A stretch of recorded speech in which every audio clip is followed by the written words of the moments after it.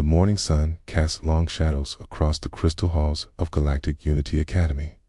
Students from dozens of different worlds walked through the corridors, their alien forms creating a rainbow of colors and shapes. Among them, one small figure moved quietly along the wall, trying not to draw attention.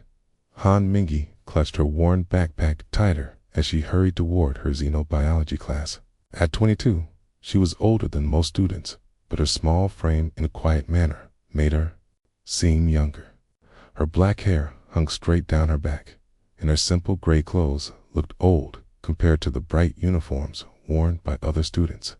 The academy was built on Nexus Prime, a neutral planet where different species could learn together. It was supposed to be a place of peace and understanding. For most students, it was exactly that. For Mingi, it had become something else entirely. She slipped into the classroom just as the professor began speaking. Professor Kelther was a tall, blue-skinned Atlantean with gills along his neck. He gestured toward a holographic display showing different alien life forms. Today, we will study the combat abilities of various species, Professor Kelther announced. As future diplomats and scientists, you must understand the physical capabilities of those you will work with. Minji took her usual seat in the back corner. She pulled out a small notebook and began taking notes with an old-fashioned pen, while other students used advanced tablets and neural interfaces. She preferred simple tools. The hologram shifted to show a massive Krathuri warrior. The creature stood nearly 3 meters tall, covered in natural armor plating. Its forearms ended in razor-sharp claws, and its mouth held rows of teeth designed for tearing flesh. Krathuri are known as one of the most powerful warrior races in the galaxy, the professor continued. Their strength is 10 times that of an average human. Their armor can deflect most energy weapons. A few students glanced back at Mingi when humans were mentioned. She kept her eyes on her notebook, pretending not to notice. "What about humans, Professor?" asked a voice from the front row. Minji looked up to see who had spoken. Vextar, a young Kratsuri who had enrolled in the academy despite his species' traditional hatred of formal education. Unlike the massive warrior shown in the hologram, Vextar was still growing. He was already twice Minji's size. Professor Kelter's skills fluttered with what might have been amusement. Humans are ... interesting. They have no natural weapons, no armor, no special abilities. They are weak compared to most species. However, they can be surprisingly resourceful when desperate. More students looked back at Mingi. She felt her cheeks burn with embarrassment, but kept writing in her notebook. "Resourceful," repeated another voice. This one belonged to Quindel, a Zephyrian with pale skin and multiple tentacle-like appendages growing from his shoulders. "Is that what we call it when they barely survived first contact with civilized species?" Soft laughter rippled through the classroom. Minji's pen stopped moving. "That's enough," Professor Kelter said, but his tone suggested he was not entirely displeased with the discussion. "We must remember that all species have their place in the galactic community." The class continued, but Mingi found it hard to concentrate. She could feel eyes on her throughout the lesson. When the professor finally dismissed them, she quickly packed her things and tried to leave. "Human girl," Vexter called out as she reached the door. Minji froze. She turned slowly to face him. Kaster had moved to block her path, and his 2 friends had joined him. Besides Quindel, there was Rothmere, a cyborg whose body was half machine and half organic tissue from some species she didn't recognize. "I don't think we've been properly introduced," Vaxstar said. His voice was deep and rough, like gravel being crushed. "I'm Vextar of the Krathuri warrior clans. This is Quindel of the Zephyrian Mind Collective, and Rothmere of the Nexus Cybernetic Union." "I'm Minji," she replied quietly. "Han Minji, just Minji," Quindel asked. His tentacles swayed slightly as he spoke. "No impressive titles? No clan names? How wonderfully simple." Mingy tried to step around him, but Rothmere moved to block her path. The mechanical parts of his body whirred softly as he moved. "We're curious about humans," Rothmere said. His voice had an electronic quality that made it sound cold. "The professor says you're resourceful. Show us." "I just want to go to my next class," Mingy said. "What class would that be?" Vexter asked. "Advanced combat theory, tactical warfare, or maybe something more suitable for your species, like basic nutrition or primitive tool making." The three aliens laughed. Other students walking past glanced over, but quickly looked away when they saw who was involved. "It's just basic interspecies communication," Mingy said. "How fitting," Quindle said. "Learning to talk to your betters." Mingy's hands tightened on her backpack straps. For just a moment, something flickered in her eyes. It was gone so quickly that none of the three bullies noticed. "Please let me pass," she said. "Please," Vextar repeated mockingly. "Did you hear that?" She said please, like a pet asking for scraps. He reached out with one of his massive hands and pushed her shoulder. Mingy stumbled backward, her backpack sliding off her arm. It hit the floor and opened, spilling her belongings across the hallway.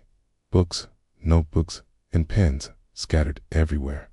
A small medical container rolled under a bench, and there, lying among the scattered papers, was a worn metal tag on a chain. Mingy dropped to her knees immediately, trying to gather her things. But Quindle was faster. One of his tentacles snatched up the metal tag before she could reach it. "What's this?" he asked, holding it up to examine it. "Some kind of primitive jewelry." "Give it back," Mingy said. For the first time, her voice carried a note of urgency. Quindle's eyes narrowed as he read the tag. "It's a military identification marker. How curious. Did you steal this from a real soldier, little human?" "Please," Mingy said again. She was still on her knees, her scattered belongings forgotten. "That doesn't belong to you." "Nothing belongs to humans," Vextar said. "Your species exists only because stronger races allow it." He grabbed the tag from Quindle and examined it himself. The metal was old and scratched, but readable. "Han Mingy," he read aloud. "Service number 7749. Rank ... double quotes." He paused, frowning. "The rank marking is damaged. What were you? Human? A cook? A janitor?" "I was nobody important," Mingy said quietly. "Obviously," Rothmere said. "Look at you. On your knees where you belong, begging for scraps of metal." Vextar held the tag high above his head. "If this is so important to you, maybe you should work for it. Bark like the pet you are." "I won't do that," Mingy said. "Okay, then you won't get it back," Vextar said. He tossed the tag to Quindle, who caught it with a tentacle. "Maybe we'll keep it as a souvenir. A reminder of human weakness." Mingy slowly stood up. She looked at each of the three aliens in turn. Students had stopped to watch now, forming a loose circle around the confrontation. "That tag belongs to me," she said. Her voice was steady, but there was something different about it now. Something that made a few of the watching students take a step back. "And what are you going to do about it?" Vextar asked. "Fight us. You couldn't fight your way out of a paper container." Mingy stared at him for a long moment. Set, without warning, she turned and walked away. She left her scattered belongings on the floor and disappeared down the corridor. The three bullies laughed loudly. "That's right," Vextar called after her. "Run away, little human. That's what your species does best." If they had looked more carefully, they might have noticed something troubling. As Mingy walked away, several of the watching students had expressions of fear on their faces. Not fear of the bullies, but fear of something they had seen in the human girl's eyes. Just before she left, something cold and dangerous that didn't belong in the eyes of a quiet student. Later that evening, Mingy sat alone in her small dormitory room, She had retrieved her belongings from the hallway after the three bullies had left. Everything was there except the metal tag. She sat on her narrow bed and opened her desk drawer. Inside, hidden under some old papers, was a small bottle of pills. The label read, "Military-grade combat stimulant suppressants." In multiple languages, her hands shook slightly as she took one of the pills. Then she pulled out a small holographic projector and activated it. The image that appeared showed a middle-aged Korean man in a military uniform. Day 847 of civilian integration, the hologram said. This is Colonel Park Dong-yoon, recording personal log for Han Mingi. I hope you're finding peace in your studies, soldier. Remember what we discussed. The war is over. Your fight is over. You're not that person anymore. Minji reached out and touched the hologram's face. A single tear rolled down her cheek. I'm trying, Colonel, she whispered. I'm really trying. But as she spoke, her fingers unconsciously traced the shape of the missing dog tag on her neck and in her eyes. Just for a moment, that cold and dangerous look returned. The war might be over. Some battles never truly end. Outside her window, the three moons of Nexus Prime cast long shadows across the academy grounds. In the distance, she could hear the sound of alien laughter echoing through the corridors. Tomorrow would bring new challenges, new humiliations, new tests of her resolve to remain the quiet student she was trying so hard to be. 3 weeks had passed since the incident in the hallway. For Han Mingi, each day at the academy had become a test of endurance. The three bullies seemed to have made tormenting her their personal mission. It started small. Her homework assignments would mysteriously disappear from her desk. Her lab equipment would malfunction just as she needed it. Other students would move away when she tried to sit near them in the cafeteria. Mingi knew it was them. Vikstar, Quindal, and Rothmere had turned her life into a nightmare, but they were clever about it. They never did anything obvious enough to get caught by the professors. This morning was different. When Minji entered her advanced biology class, she found her usual seat covered with a sticky blue substance that smelled like rotting eggs. The entire class was watching her, some trying not to laugh. Having trouble finding a clean seat, human? Vikstar asked from across the room. His voice was loud enough for everyone to hear. Minji looked around the classroom. Every other seat was taken, except for one right next to Quindal. Zephyrian gestured to it with one of his tentacles. Can sit here, he said, with false kindness. I don't mind sharing space with lower life forms. Minji had no choice. She sat down, trying to ignore the whispers and stares from other students. Soon as she opened her notebook, she felt something wet and cold touch her arm. Quindal had let one of his tentacles brush against her skin. The touch left a small burn mark where his acidic secretions had made contact.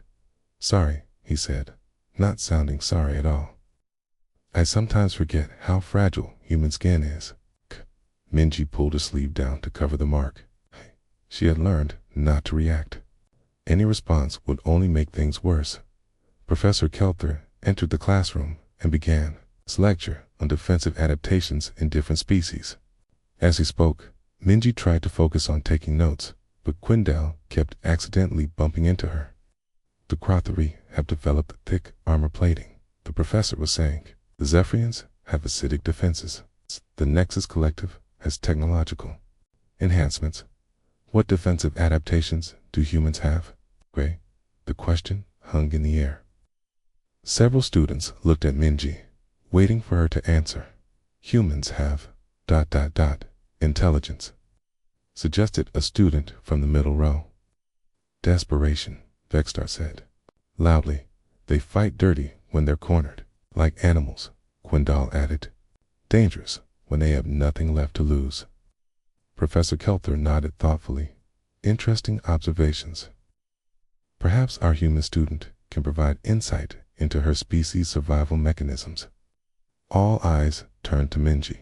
She felt her heart rate increase. Her hands began to shake slightly. "I don't know," she said quietly. "I'm just a student." "It's just a student," Rothmere repeated. "How modest. But surely you have some instincts, some primitive responses." Minji's vision blurred for a moment. She saw flashes of something else. Fire, smoke, the sound of weapons charging, the smell of burning metal, and something worse. "I need to use the bathroom," she said suddenly, standing up. "Of course you do," Vexter said. "Run away. It's what humans do best." Minji hurried out of the classroom. She could hear laughter behind her, but it sounded distant and strange. Her heart was pounding so hard she could hear it in her ears. She made it to the bathroom just as her legs gave out. She collapsed against the wall, gasping for air. Her hands were shaking uncontrollably now. This had been happening more often lately. The attacks came without warning. One moment she would be fine, and the next she would be somewhere else entirely. Somewhere dark and full of screaming. She fumbled in her pocket for the small bottle of pills. Her hands were shaking so badly she could barely open it. She managed to get one pill out and swallow it dry. Slowly, her breathing returned to normal. The shaking stopped. She was back in the bathroom at the academy, not in that other place, but the memories were getting stronger. The pills weren't working as well as they used to. When she returned to class, the 3 bullies were waiting for her. They had saved her humiliation for when she came back. "Feeling better?" Quindell asked. "You looked a bit pale." "More pale than usual. Maybe she's sick," Rothmere said. "Humans are always getting sick. Weak immune systems." "Or maybe she's just scared," Vextar suggested. "I heard some interesting things about human military service. Apparently, many of them break down completely. They call it combat stress, or something." Minji froze. "What did you say?" "Combat stress," Vextar repeated. "A mental weakness that affects human soldiers. Makes them jump at shadows and cry like babies." "You know about this, don't you?" Quindell asked. His tentacles moved closer to her. "I can sense fear in your thoughts. Old fear, deep fear." "Leave me alone," Minji said. "Or what?" Rothmere asked. "What will you do? Have another breakdown?" The class had gone completely silent. Even Professor Kelther was watching now, though he made no move to intervene. "I think our human friend needs some fresh air," Vextar said. He stood up, his massive frame blocking the light from the window. "Let's help her outside." Before Minji could protest, the 3 bullies had surrounded her. Ate guided her toward the door, their movements making it look like they were being helpful. "Come on," Quindell said. "A little walk will do you good." They led her out of the classroom and down the corridor. Other students watched, but quickly looked away when they saw who was involved. No one wanted to get involved with Vextar and his friends. They took her to a maintenance area behind the academy. It was a quiet place where few students ever went, perfect for what they had planned. "Now then," Vextar said, once they were alone, "let's talk about respect." "I haven't done anything to you," Minji said. "That's the problem," Rothmere said. "You exist. Your entire species exists, taking up space that could be used by better life forms. The universe would be better off without humans," Quindell added. "Weak, pathetic, always breaking down under pressure." Vextar pulled something from his pocket. It was Minji's dog tag, still hanging on its chain. "This piece of junk," he said, holding it up.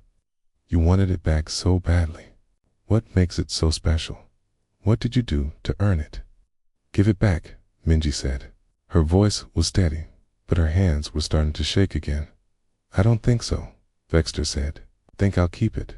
Maybe hang it on my wall as a trophy." "Please," Minji said. "That's all I have left of ... Of what?" Quindell asked. "Your glorious military career, your heroic service." He laughed, a sound like breaking glass. "You were probably a cook or a janitor." That's all humans are good for. Cleaning up after their betters. Vexstar dangled the tag in front of her face. Unless you want to fight for it, show us those famous human survival instincts. Minji stared at the tag. It was just a piece of metal, but it represented everything she had lost. Everyone she had failed to save. Can't, she whispered. Can't what? Rothmere asked. Can't fight? Can't defend yourself? Can't do anything but cry and shake? I can't be that person anymore, Minji said, more to herself than to them. What person? Vexstar demanded. What are you talking about? Minji wasn't listening anymore. She was somewhere else again. Place where the sky was burning and the ground was covered with bodies. A place where she had done things that still woke her up screaming. Please, she said again. Just give it back. I'll do anything. Anything? Quindel asked. His tentacles swayed with interest. How about you get down on your knees and beg, like the animal you are? And while you're down there, Vexstar added, you can apologize for your species, for existing, for wasting our time. Mingi looked at the 3 aliens surrounding her. They were enjoying this. Her pain was entertainment to them. Slowly, she got down on her knees. I'm sorry, she said quietly. Louder, Rothmere demanded. I'm sorry, she said again, her voice breaking. For what? Vexstar asked. For existing, for being human, for wasting your time. The 3 bullies laughed. They had broken her completely, or so they thought. But as Mingi knelt there, something was happening inside her mind. The pills were wearing off. The careful controls she had built around her memories were starting to crack. She saw faces, comrades who had died beside her, enemies who had fallen beneath her weapons. A younger version of herself, covered in blood, and standing over a field of corpses. That's better, Vexstar said. Now you understand your place. He tossed the dog tag on the ground in front of her. There, take your precious metal, a worthless trinket for a worthless species. Minji reached for the tag with trembling hands. As her fingers closed around it, she felt something else. Something she had tried so hard to forget. The weight of a weapon in her hands. The feeling of being the most dangerous thing on any battlefield. The cold certainty that she could kill anyone who stood in her way. Thank you, she whispered. But the 3 bullies didn't hear the change in her voice. They were too busy congratulating themselves on their victory. They had no idea what they had just awakened as they walked away, laughing and joking about the crying human they had left behind. Minji remained kneeling on the ground. She clutched the dog tag tightly, feeling its familiar weight. The memories were coming back now. All of them. The training, the missions, the things she had done in the name of protecting humanity. She had tried so hard to be normal, to be weak, to be the person Colonel Park Dong-yoon had wanted her to become. But some things could not be buried forever. Some people could not be changed. And some sleeping monsters should never be awakened. The Cultural Exchange Festival was the biggest event of the Academy year. Students from every species were required to participate in the grand ceremony held in the main auditorium. It was supposed to celebrate unity and understanding between different worlds for Han Minji. It had become her worst nightmare. She sat in the back row of the massive auditorium, trying to make herself invisible. Around her, hundreds of alien students chatted excitedly about their presentations. Each species would demonstrate something unique about their culture and abilities. The Atlanteans had created a beautiful water sculpture that floated in the air. The Crystalline Collective had grown a living crystal garden that sang in harmony. The Nexus cyborgs had built a holographic display showing their technological achievements. Mingi had nothing to present. She had hoped to simply watch from the audience, but that hope died when she heard a familiar voice behind her. Aku decided to show up, Vexstar said, sliding into the seat next to her. His massive frame made the chair creak dangerously. Appeared on her other side, his tentacles already reaching toward her. "We've been looking for you, little human. You've been avoiding us." "I haven't been avoiding anyone," Minji said quietly. "I've just been studying." "Studying," Rothmere repeated as he moved to block her exit from the row. "How admirable. Learning to serve your betters, I assume." Around them, other students were starting to notice the confrontation.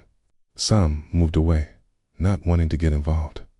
Others leaned closer, sensing that something interesting was about to happen. "The festival is starting," Minji said. "We should pay attention." "Oh, we will," Vexter said. "But first, we have a special presentation planned, featuring our favorite human." Before Mingi could react, Vextar grabbed her arm and pulled her to her feet. His grip was like a metal clamp, impossible to break. "What are you doing?" she asked. "Showing everyone what humans are really like," Quindel said. "Their true nature." They dragged her toward the front of the auditorium. The ceremony had already begun, with Professor Kelther speaking about the importance of interspecies cooperation. Professor Vexter called out loudly, "We have a special demonstration." The entire auditorium turned to look at them. Hundreds of eyes from dozens of species focused on the small human girl being dragged forward by 3 larger aliens. Professor Kelthor looked annoyed. "This is not the time for interruptions, Vextar." "But this is educational," Vextar insisted. "Want to show everyone the true nature of human behavior under pressure." He shoved Mingi forward. She stumbled, but managed to keep her balance. The auditorium was completely silent now, everyone watching to see what would happen. "This is Han Mingi," Vexter announced. "A human student who has been with us for several months. We thought it would be interesting to demonstrate human survival." Responses. Mingi looked around the auditorium. Every face was turned toward her. She saw curiosity, disgust, and amusement in their expressions. No one looked sympathetic. "What kind of demonstration?" Professor Kelter asked, though his tone suggested he was already regretting asking. "A simple one," Quindel said. "We want to see how humans behave when they're reminded of their place in the galaxy." He gestured with one tentacle, and suddenly Minji felt a sharp pain in her mind. The Zephyrian was using his telepathic abilities to broadcast her thoughts to the entire auditorium. Fear, confusion, the desperate desire to run away and hide. The audience murmured with interest. Some laughed at the primitive emotions they were sensing. "Fascinating," Professor Kelter said. "The human mind is indeed quite simple compared to more advanced species. But that's not all," Rothmere said. His cybernetic eye glowed as he activated a recording device. "We want to preserve this moment for posterity." "Get on your knees," Vextar commanded. Minji looked at him in shock. "What? You heard me? Okay. On your knees and apologize to everyone here. Apologize for humanity's weakness, for taking up space that could be used by better species." The auditorium erupted in whispers and gasps. Even Professor Kelther looked uncomfortable now. "I don't think this is appropriate," he said weakly. "It's perfectly appropriate," Vextar said. "We're teaching everyone about human nature, their tendency to submit when confronted by superior beings." He grabbed Minji's shoulder and pushed down. Kia. Minji resisted for a moment, but his strength was overwhelming. Slowly, she sank to her knees in front of the entire academy. "Now apologize," Quindal said. "Tell everyone how sorry you are for existing." Fascination. Some were recording it. Others were laughing. "I'm sorry," she whispered. "Louder," Vextar demanded. "I'm sorry," she said again, her voice carrying through the silent auditorium. "For what?" Rothmere asked. "For being human. For being weak. For wasting your time." 3 bullies laughed triumphantly. Tay had broken her in front of the entire academy. This would be remembered for years, but as Minji knelt there, something was happening inside her mind. The careful barriers she had built around her memories were crumbling. The pills she had taken that morning were no longer working. She saw flashes of her past life, standing over the bodies of Krathri warriors, leading desperate charges against impossible odds. The moment when she had looked into the eyes of the Krathri Emperor and pulled the trigger. "That's better," Vexter said. "Now everyone can see what humans really are. Weak, pathetic, meant to serve their betters." He reached into his pocket and pulled out something that made Minji's blood run cold. It was her dog tag, but now it was attached to a chain around his neck like a trophy. "This belonged to her," he announced to the audience. "Some worthless piece of military junk. She begged for it, like a pet." The sight of her dog tag hanging around her tormentor's neck was the final breaking point. All the control she had fought so hard to maintain simply vanished. Minji stood up slowly. Her movements were different now, more fluid, more dangerous. "You want to know about human weakness?" she asked quietly. Her voice had changed. It was no longer the voice of a frightened student. It was the voice of someone who had seen things that would drive most beings insane. "Let me show you human strength." A star laughed. "What are you going to do? Cry at us, Kay?" Minji looked at him with eyes that had gone completely cold. "I'm going to show you why the Krathri Empire surrendered." The transformation was instant and terrifying. One moment she was a cowering student, Kay. The next she was something else entirely. She moved faster than anyone in the auditorium had ever seen a human move. Her hand shot out and grabbed Vex's wrist. There was a sickening crack as she twisted it beyond its breaking point. Vexter screamed and tried to pull away, but Minji held him easily. With her other hand, she struck him in the chest. The blow should have been nothing against his natural armor, but somehow it penetrated. He doubled over, gasping for air. "Impossible," he wheezed. "Humans can't. ... Double quotes. Can't. What?" Minji asked. She grabbed his head and forced him to look at her. "Can't fight, can't kill, can't end entire wars single-handedly." Quindel tried to use his telepathic abilities against her, but when his mind touched hers, he recoiled in horror. He had seen something in her memories that made him scream. "What are you?" he gasped. "I'm the ghost of Kepler 442b, Mingi said calmly. "I'm the one who ended the Krathri War. I'm the one who killed their emperor with my bare hands. I'm the one who destroyed an entire fleet with nothing but improvised weapons and tactical brilliance." She turned to look at the stunned audience. "I'm Commander Han Mingi, and I've been trying very hard to be the person my commanding officer wanted me to become. A peaceful person, a normal person." Her grip on Vexter tightened. "But you just reminded me who I really am." Rothmere tried to run, but Minji was already moving. She caught him before he had taken 3 steps. Her hand found a weak point in his cybernetic armor and pressed. He collapsed, his systems shutting down from the precise neural pressure she had applied. "You wanted to see human nature under pressure," she said to the terrified audience. "This is what we become when you push us too far." She walked back to Vextar, who was now curled up on the floor, cradling his broken wrist. She knelt down beside him and carefully removed her dog tag from around his neck. "This doesn't belong to you," she said softly. "It belongs to the 300 soldiers who died under my command.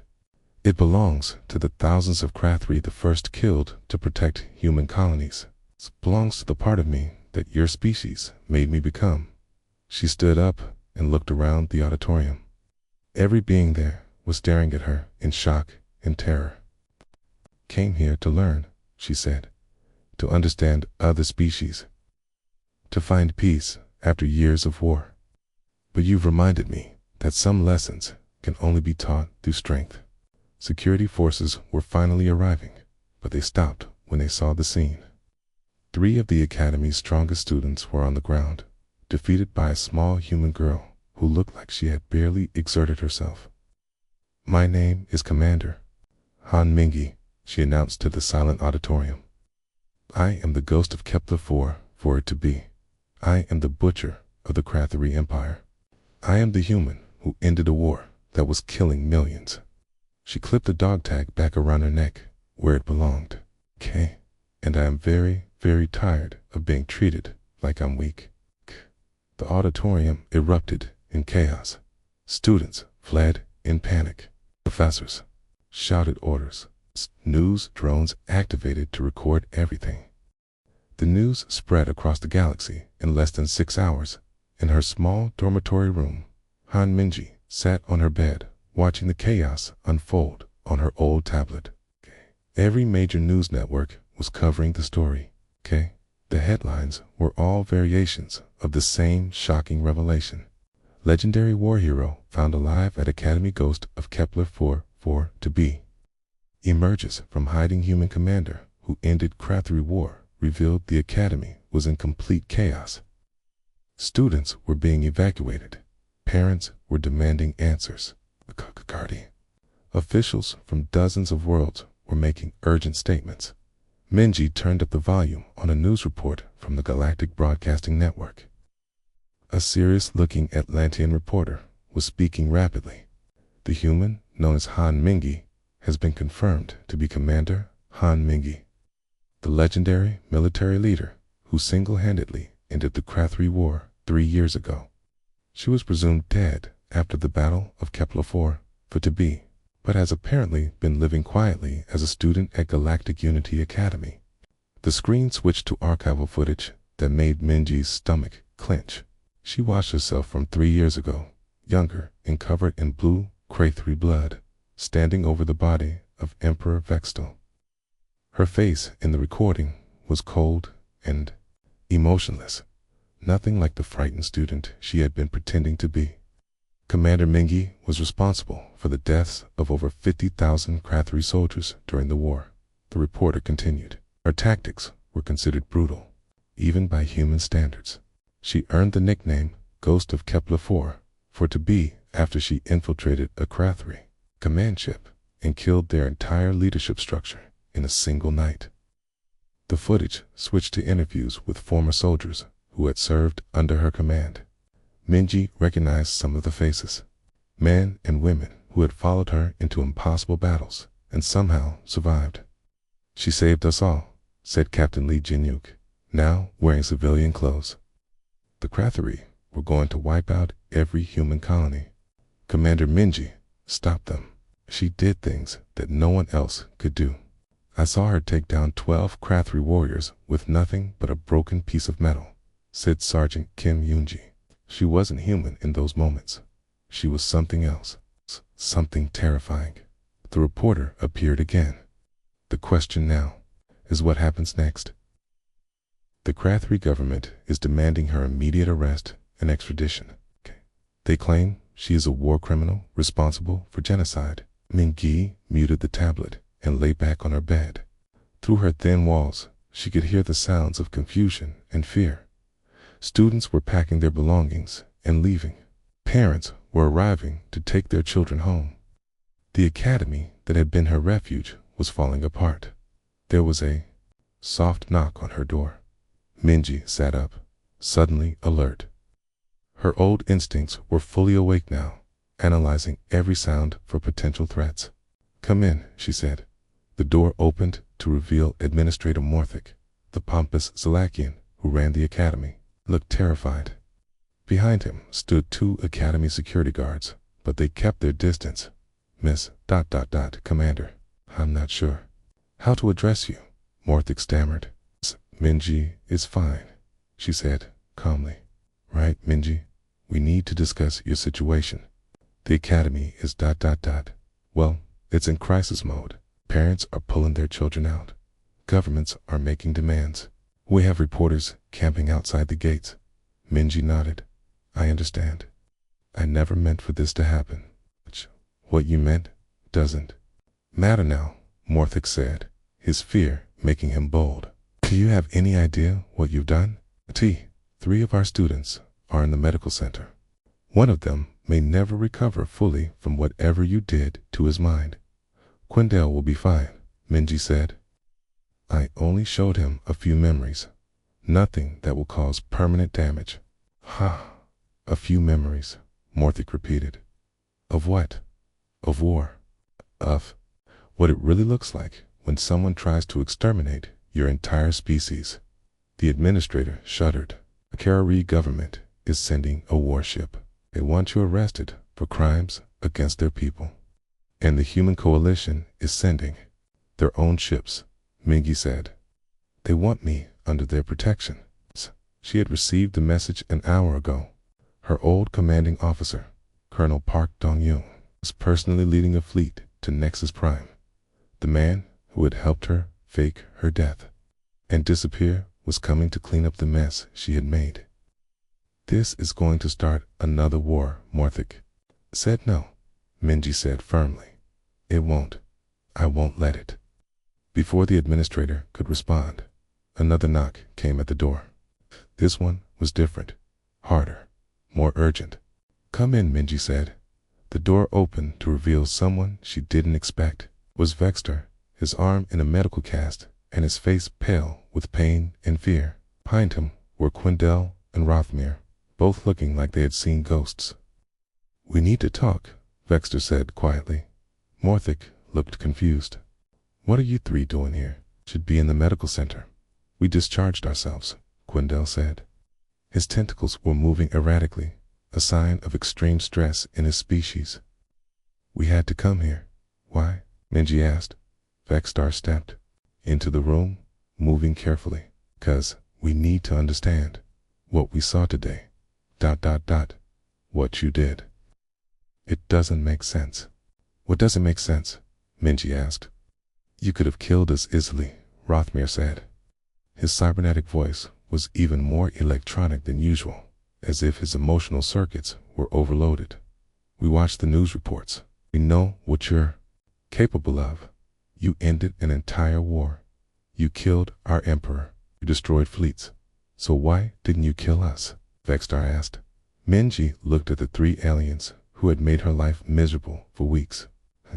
They were terrified of her now, but they had still come to her room to ask questions. That took a kind of courage she could respect. Because the war is over, she said simply. You weren't enemy soldiers. You were just ignorant children playing games you didn't understand. It's children, Quindel repeated. You call us children, Tond. You, Minji asked. How old are you? 20? 25?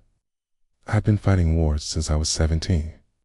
I've killed beings older and more experienced than your entire species. Okay. To me, you were children.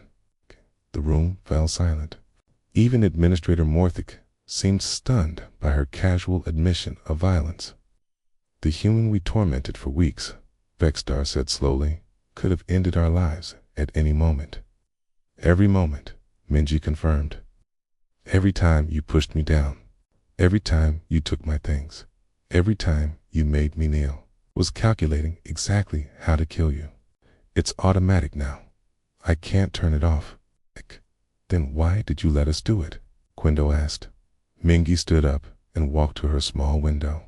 Outside, she could see news ships landing in the academy courtyard. Her peaceful life was over. 'Cause I was trying to be someone else, she said. For 3 years, I've been taking pills to suppress my memories. I've been seeing doctors to help me forget what I did during the war. I came here to learn about other species, to understand them instead of fighting them. She turned back to face them. I was trying to be the person Colonel Park Dong-yoon wanted me to become. Someone who could live in peace. But that's not who you are, Rothmere said. No, Minji admitted. It's not. Today proved that. When you pushed me too far, the real me came back. The soldier. The killer. The ghost of Kepler-4 for to be.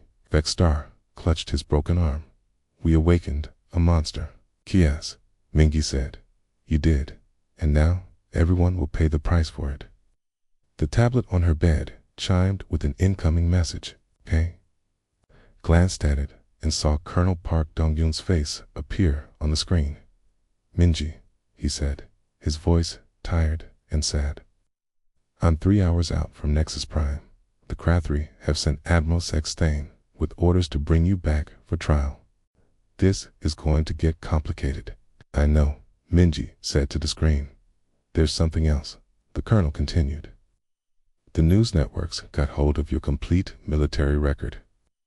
They're broadcasting everything: the Proxima Station massacre, the siege of New Seoul, the battle of the Void Gate, all of it." Mingi closed her eyes. Those were operations she had hoped would stay classified forever. "How bad is it?" she asked. "Bad. The galaxy is remembering why they were afraid of humans during the war. Some species are calling for your immediate execution. Others want you," declared a galactic hero. "It's chaos out here." The transmission ended, leaving the room in silence. "What happens now?" Administrator Morthic asked quietly. Minji looked at each person in the room. "It's a frightened administrator. The 3 bullies who had learned a terrible lesson about underestimating others. All of them waiting for her to decide their fate. Now," she said, "I stop running from who I am. The galaxy has remembered the ghost of Kepler-4 for to be. Maybe it's time she reminded them why the war ended." Outside her window, the first Krathri warship appeared in the sky, its weapons already charging. The peaceful student named Han Mingi was gone forever. Commander Han Mingi was back, and the galaxy was about to remember why that was the most terrifying thing that could happen. The standoff lasted for 12 hours. Above Nexus Prime, 2 fleets faced each other in space. The Krathri warships hung like dark metal sharks, their weapons pointed toward the Academy. The human coalition vessels were smaller but faster, dancing around the larger ships like hunting wolves in the Academy's main conference room. Han Minji sat at a large table surrounded by beings who would decide her fate. Admiral Sexthane represented the Krathri Empire, his scarred face showing the hatred he felt for the human who had killed his emperor. Colonel Park Dong-yoon spoke for the human coalition, his tired eyes reflecting years of trying to help his former student find peace. "The charges are clear," Admiral Sexthane growled. "This human is responsible for the deaths of over 50,000 Krathri citizens. She is a war criminal and must face justice." "The war is over," Colonel Park replied calmly. Commander Minji was following legal orders from her government. Everything she did was in defense of human colonies under attack. "Defense?" the Krathri admiral spat. "She infiltrated our command ship and murdered the emperor in his sleep." "I was awake," Minji said quietly. Everyone turned to look at her. She had barely spoken during the long discussions. "Emperor Vextil was awake when I killed him," she continued. "He was planning the final assault on Earth, the complete extermination of my species. We fought for 20 minutes before I managed to break his neck." Admiral Sexthane's face darkened with rage. "You admit to murder?" "I admit to ending a war that your people started," Minji said. "Your emperor declared that humanity would be wiped out completely. Every man, woman, and child. I stopped him." The room fell silent. Even the neutral mediators seemed uncomfortable with the direction of the conversation. A new voice interrupted the tension. "Maybe we should ask the real question." Everyone turned to see Vexter standing in the doorway. His arm was still in a cast, but he had insisted on attending the hearing. Behind him were Quindel and Rothmere, along with dozens of other Academy students. "What are you doing here?" Administrator Morthic demanded. "This is a closed hearing. We have a right to speak," Vexter said. "We're the ones she attacked. If anyone should decide her punishment, it should be us." Admiral Sexthane looked interested. "You wish to press charges against this human?" Vextar walked slowly to the table. His movement was careful, clearly still painful from his injuries. He stopped directly in front of Mingy and looked her in the eyes. "I want to ask her something first," he said. "Proceed," the mediator said. Vexter took a deep breath. "Why didn't you kill us?"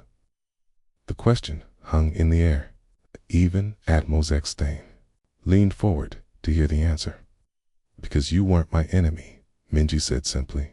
"You were bullies, ignorant children who didn't understand what they were doing. The war was over. I had no reason to kill you, but you could have." Quindel said from the doorway. "We all saw the news reports. We know what you did during the war. You could have ended our lives in seconds." "Guess," Mingy admitted. "I could have, even after weeks of humiliation," Rothmere asked. "After we made you kneel. After we stole your memories and mocked your pain." Mingy nodded. "Even then," Vexter turned to address the room. "This human endured weeks of torture from us. We attacked her physically, mentally, and emotionally. We tried to break her spirit in front of the entire academy." He paused, letting his words sink in. "Okay, when she finally defended herself, she used exactly enough force to stop us. Nothing more. A true monster would have killed us all. A war criminal would have enjoyed our pain." Admiral Zekstein stood up angrily. "She is manipulating you. This is what humans do. They appear weak, to gain sympathy." "No," Vextar said firmly. "You're wrong. I felt her strength when she grabbed my arm. She could have crushed my bones to powder. Instead, she broke one small bone. A lesson, not an execution." Quindel stepped forward. "I touched her mind during the fight. I saw her memories. The things she experienced during the war. It would have driven most beings insane. Yet she still chose mercy." "Mercy," Admiral Zekstein repeated mockingly. "Where was her mercy when she slaughtered our fleet at the Void Gate?" "Your fleet was bombing civilian colonies," Colonel Park said. "She stopped a genocide?" "We were ending a threat to galactic stability," the Admiral replied. "By killing children," Mingy said, her voice suddenly cold. "I watched the recordings from New Sol. Your ships targeted schools and hospitals first. You weren't fighting soldiers, you were murdering families." She stood up slowly, and even Admiral Zekstein took a step back.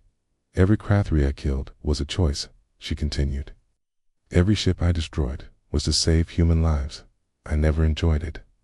I never wanted to be good at it, but someone had to stop." "You?" The room was completely silent now. Even the other students in the doorway had stopped whispering. And when it was over, Mingy said, "I tried to disappear. I tried to become someone who could live in peace. I came here to learn about other species, to understand them instead of fighting them."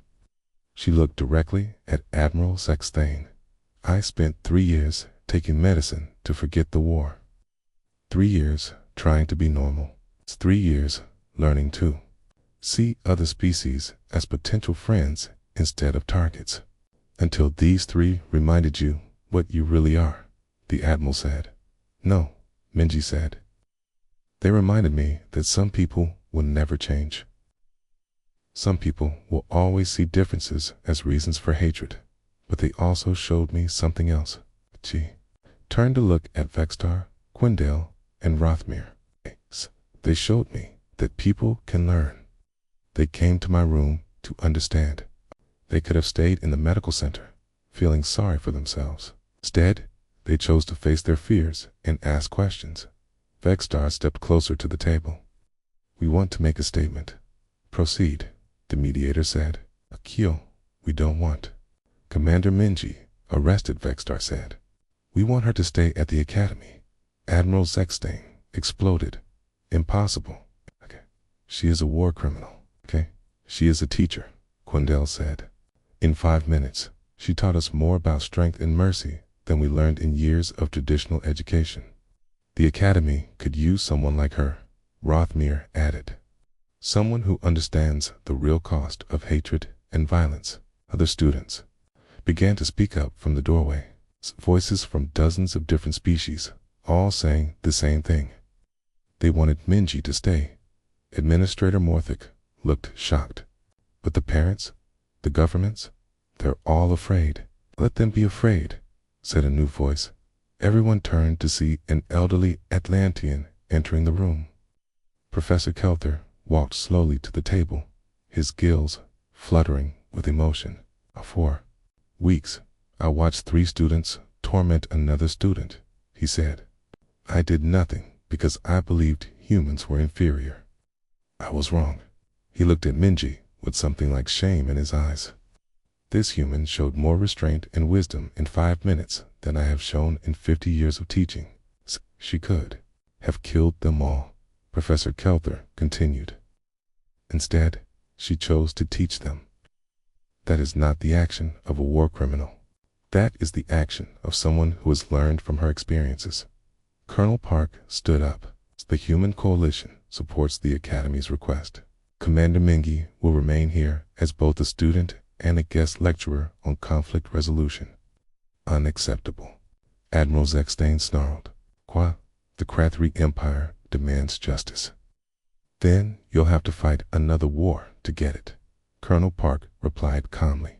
And this time, you'll be fighting all of humanity, plus our new allies. He gestured toward the students in the doorway. Many of them were from species that had been neutral during the First War. Admiral Zechstein looked around the room. He was outnumbered and outmaneuvered. Slowly, he sat back down. What guarantees do we have that this human won't kill again? He asked. Vextar stepped forward. I'll guarantee it. You? The Admiral asked in surprise.